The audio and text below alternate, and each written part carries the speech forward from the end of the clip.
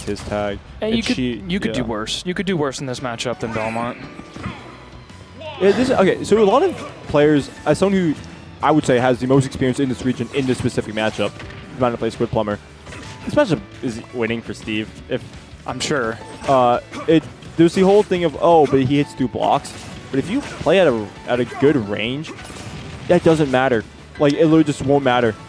If you can play in a burst range, he breaks stuff, and then you just punish him for interacting with your blocks and, you know, using moves that with lag, simply pressing buttons. I do feel it's going to be down to Seagull basically locking down stage and not letting him get any more resources once he's off stage. Because once this minecart's burnt, you knock him off stage again, and it's, you know, traditional Belmont edge guarding, which Steve is not very fast to get out of the way of. I noticed that Barking Frog, if he's got iron, he's going to use it. And it doesn't matter if it's 1 block or 7. He's probably dead off this. He doesn't have a jump. Oh, he does have a jump. But another thing that Steve players have to watch out, well, I guess that's useful, is side B doesn't break blocks. Dead. You're fine. It's Battlefield. Oh, I thought he was going to back throw. Back throw still wouldn't kill either way. Well, those edge guards. Oh. Yeah, but even then, Barking Frog has been kind of more willing to let Seagull. Barking Frog has been willing to let Seagull get back to stage if he can just get more materials, which is not the worst strategy, especially against Belmont when you need to make the most out of your time when you're mining. But Diamond also kind of just insta-wins Steve this matchup because you don't need many hits to send Belmont off stage. So if you have Diamond, you're just making the most of that. Yeah, he's rocking a lot of resources right now, and he's gonna. Oh God! And he's probably gonna get how many diamonds? Is there like a limit to how many diamonds you can stack 4. up? 4. 4? Why would you ever need 4? When do you ever get 4? Is the main issue because you're not. Probably right now. When you win stage control for like, I don't know, 35 seconds. Well, here's the thing. To get 4 diamonds, that is a lot of diamonds. It's a lot of mining. Like you can typically get at most 2 diamonds from one from one like diamond pick cycle. Yeah. But that's also only that's only further into the cycle. It's not off your first diamond. You only get. The point is, to realistically get 4 diamonds, your opponent has to not be interacting, and you just haven't been using any of your resources. Because there also is a resource limit. I don't remember the exact thing, but there is one. It's just also it's probably full iron. You mean like after a while you just run out of stage resources completely? Well, you can't get any more. Is like there is like a limit for it eventually. Like you just start mining nothing? You start mining, but it just goes away. There's like there's a different animation for it and everything. Oh, that's wow. If you ever reach that point, I'm sure the clock will run out before that happens. It's possible to do it in game. It's also one of those ones in a matchup where you just have not been interacting with your opponent. That was F smash. Oh, goes for the soft punish instead. Yeah. So I was talking about, we haven't seen it much here, but one of the main things people always talk about that's dead. You got the sweet. Yeah, that covered. That is sweet spot back here. Because all he had to do was threaten the up tilt on the TNT, and then as soon as he rolled, he's like, aha, I made you roll, and then it's a up tilt into back air. Yeah. Like he's Bayonetta. You also, Seagull got up before the TNT was even out, so Barking Frog kind of just reacted to that. Because he had the TNT there. Like, I think TNT was placed, and Seagull rolled within like the same 5 frames. I don't blame him for just trying to roll all the way for while he was setting up. Yeah, while he's setting up. But unfortunately, that back air is that up tilt is at worst -1 on shield. So pretty good at pressuring, especially with Belmont. Belmont's up B is good, but dealing with a diamond up tilt on shield is still rough. Yeah, you have to basically call out if they're going to do a second up tilt. Oh. And even then, with how safe Diamond is, it's honestly like 3 up tilts until you can finally actually do anything. Oh, like I still on shield. Yeah. Yep. Okay. And this is just, I don't know. I know that, oh, jeez. I know Seagull loves Town and City for the earlier kills on back air and back throw, but minecart on this stage is ridiculous, and so is Diamond back air. So there's the idea that Steve sucks on this stage, wood.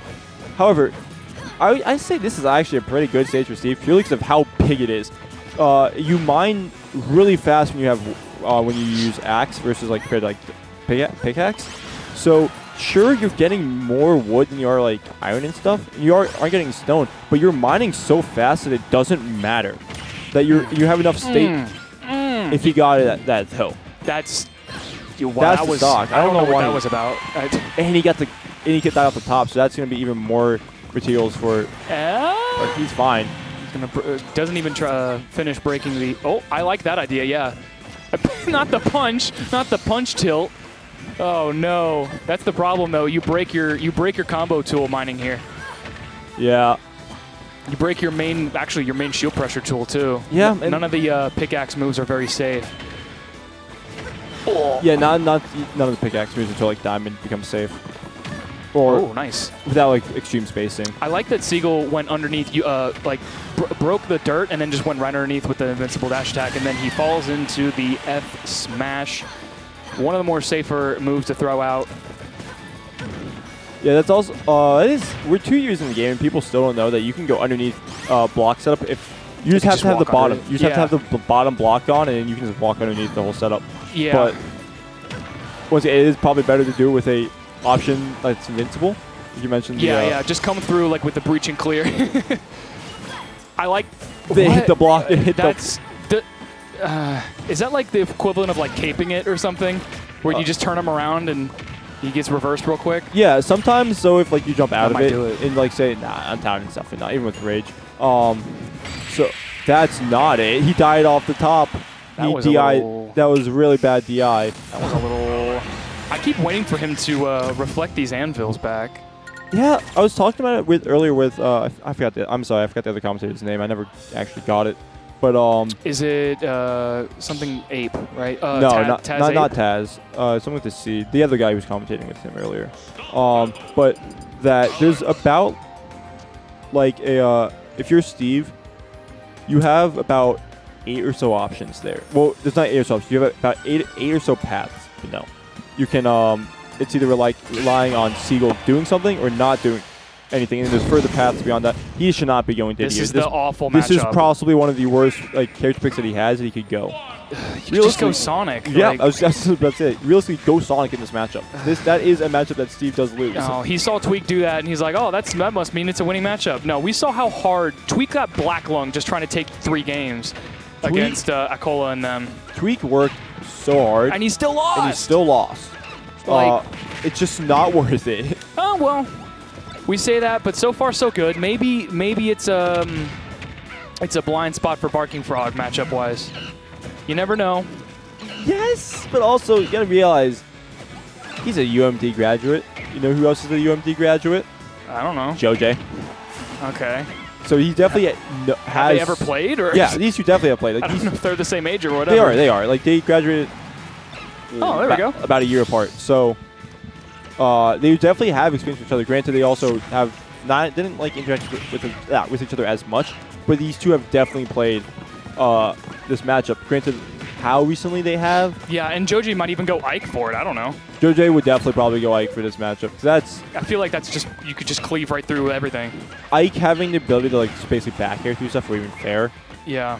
It's not, of course. It's really just don't get up, don't get your up B blocked off stage, and you're kind of chilling. Usually you'll just withdraw up, so yeah, no big deal. So far, I mean, wow, nice. So far, Seagull's doing just fine if he stops running into these runaway trains here.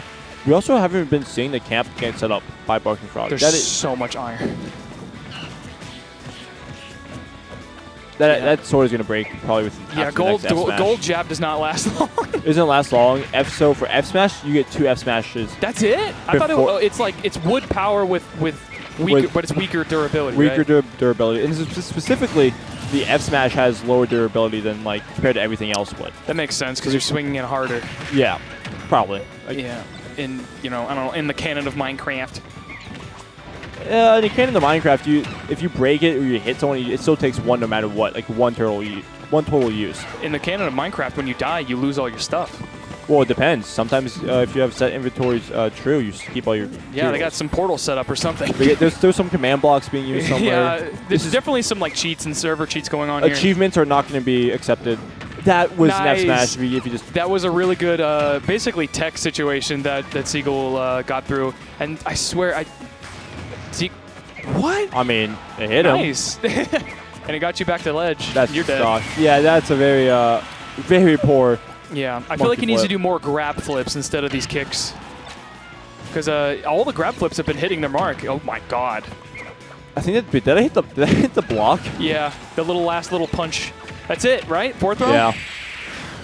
Yeah. Hey, it worked. Obviously, there was a blind spot. It was actually a pretty solid win, too. And once again, I do want to bring up the fact that Barking Frog has not been committing to the camp. He has not been camping as hard as he could be. No. It feels like most of it is just Seagull. Most of him getting all this stuff is Seagull not knowing how to approach, and then him hesitating a little bit is just allowing, even if it's just like a second. That's about like 4 materials that Barking Frog combined in that time. It seems that Seagull, he had trouble approaching and breaking the neutral before. Now that he's got one, a pretty fast character, two, Banana to lead in with, so you can sort of cover one of Steve's pass with Banana and then cover the rest with Diddy. He seems to be cracking the neutral open a lot better. And also, he was staying on him, like basically. Okay, well, Diddy probably beats Kazuya. I do imagine Diddy beats Kazuya, but and Seagull was more than willing to camp this out. I will say though, the last few times these two have played, it's gone pretty. Barking Frog's Kazuya has done really good. I'm pretty sure it's one in this set. We will see. It's all down to how if Seagull gets like overly aggressive or tilted at the combos or whatever, losing the stock. Oh, geez, Kazuya's so busted. Then it's probably not going to go his way. But if he keeps it clean and Banana camps, does this, nice bait and punish, there's not much Kazuya can do. I'm going to be honest. I've seen Seagull, like, tilted maybe once. He just seems to be confused. I've seen him more confused and, like, actually tilted when he gets hit by something. Ooh, nice little two. You're done. I don't know why you kicked there. Okay, well, Kazuya with a Banana and what was... Should have just went through whole 10, if I'm being honest. Eventually, one more Banana toss and Rave Drive is out, so you better use it quickly. There it goes. That's not going to be the stock, though. Heavy character on Kalos. I think you could have just tossed the Banana up and done another up smash, but we'll see. Nice. That's not going to be it. Why? That move is so weak. It's stale, too. That move is so weak. Good. It is too fast. Yeah, 1 frame slower than K-Rules, by the way. Yeah, my K-Rule's K-Rule. Like, that character's not good. That character, K-Rule needs that. He could have just up smashed that. Dang it. I think he could have made it back if he didn't go at an upward angle to start off. Who knows? But either way, that slap him. I feel like Seagull's missing a lot of these punishes because he has it in his mind like, I'm going to go for down tilt Venom. And then I'm going to SD at 2. Yeah, the 30 didn't even connect.